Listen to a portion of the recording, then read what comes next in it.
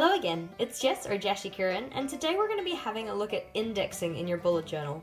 People in the bullet journal community either seem to quite like or really dislike indexing. So in today's video, for those of you who either do quite like it or are thinking about giving it another go, here are my 5 top tips for making your index something you actually want to do. Knowing that a lot of the journals we use have roughly 250 pages, that's a lot of writing that you'd have to do if you wanted to index every single one. So my first tip is indexing only the pages that you feel are important enough to actually get a place in your index. In my everyday bullet journal, my monthly pages follow the same progression each time. So I start off with my monthly splash page, move on to my monthly calendar, and then it's on to my trackers and any of the challenges I'm doing, followed up by my weekly pages, and then to finish off with a monthly review. Because this format is the same pretty much every single time, I don't feel it necessary to write down those pages in my index. Instead, I use my index for any one-off collections or trackers that I feel like I might want to refer to in the future. So for example, I've indexed the pages that I had in my start of year setup, and then any of the individual collections that I've done within the pages for each month.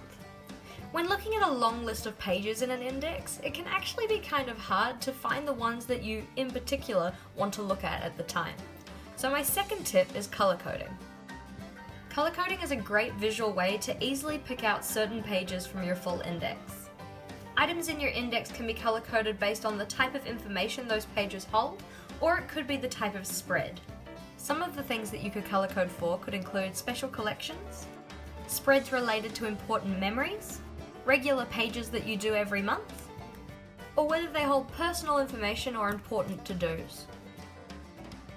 As you can see, with having these coloured dots by the side of each of the different types of spread, it does make it easier to pull them out individually, but it can also become somewhat visually cluttered.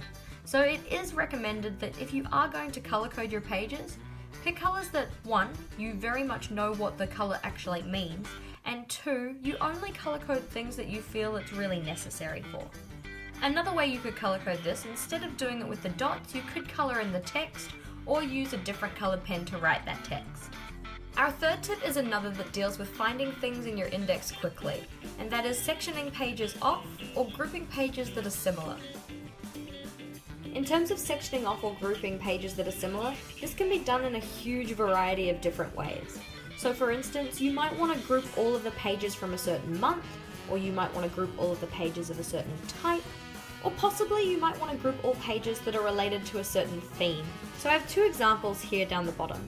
We have a section where January has been grouped together, so the title of the January spreads and the pages they go to are at the top, and then all of the pages that are related to January are listed underneath that. And then we also have an instance where I've grouped all of the monthly logs together and all of the habit trackers together. Depending on how you want to section things out, this can take a little bit more pre-planning than some of the other tips that I have here. For instance, if you wanted to group all of your monthly logs together, you do need to make sure that you've left yourself enough space to actually write down the months and the pages they're located in. This can be a bit tricky because sometimes you don't necessarily know how many months you're going to be fitting in the bullet journal that you're using. Along with this indented style that I've used here for sectioning and grouping, you can just write it out as a regular list and then use things like colours or dividers to section off different parts. As you can see here, in my previous bullet journal, I used colour to section off different parts. So for instance, this part at the top is all related to setting up my bullet journal with the trackers that I wanted to keep throughout its life. And then the next section we have is my June pages and anything that was found there, and my next section is July and anything that was found in there. Another important thing to consider when doing your index is what you're actually calling each of the pages you're putting in there. My 4th tip is making sure that you're consistent in what style or type of names you're using for each of your pages. Consistent naming of your spreads is really most important for the various collections that you keep in your journal. For monthly pages, most people do have a relatively uniform way of naming this. So for instance, January monthly log, February monthly log, or January habits tracker, February habits tracker, etc. Whereas when it comes to doing our collections, we do tend to give these interesting or creative names, which don't really lend themselves very well to being found easily in an index. So an example of where I have not done this very well would be my collections bullet journal. In terms of the naming of my pages, I've written these down as I've made the pages, and they don't necessarily have a naming system that actually makes it easy to find things that I'm looking for. So one way that I could have done this better would have been, for instance, if I had any trackers in here, starting off the name in the index with the word tracker. So for instance, I could have my tracker for weight loss, I could have my tracker for my music rating and sorting, I could have my tracker for my gamer score, or I could have my tracker for my Instagram follow account. It is just a simple reordering of the words, but it does end up making it a lot easier to find things in your index.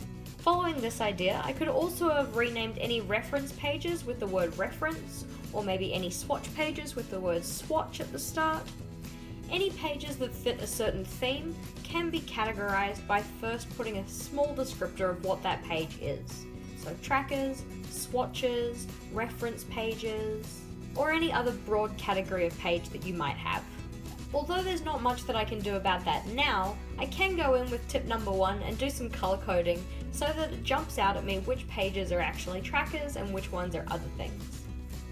Most people are way more inclined to actually use their bullet journal when it's aesthetically pleasing, and this idea also applies to the index. So making sure that you're making your index something that you actually want to come back to and something that looks nice to your certain style is really important. So my final tip is just making your index fun. In every single one of my bullet journals, I have used washi tape to decorate my index. Once I've finished indexing everything in my bullet journal, I do like to go back in and stick in pictures and other funny things that I've collected over the life of that journal. So for instance, in my last bullet journal, when it got to the end of the year and I had finished it off, I went and stuck in this card that I got from one of my students.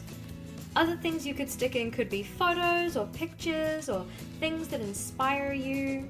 Really anything that's going to make it so that you are more inclined to come back to your index and actually fill it in.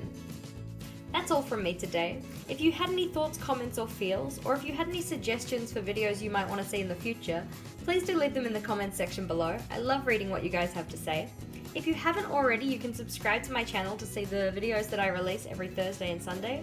And if you liked today's video, please do give it a big thumbs up. Until next time, bye!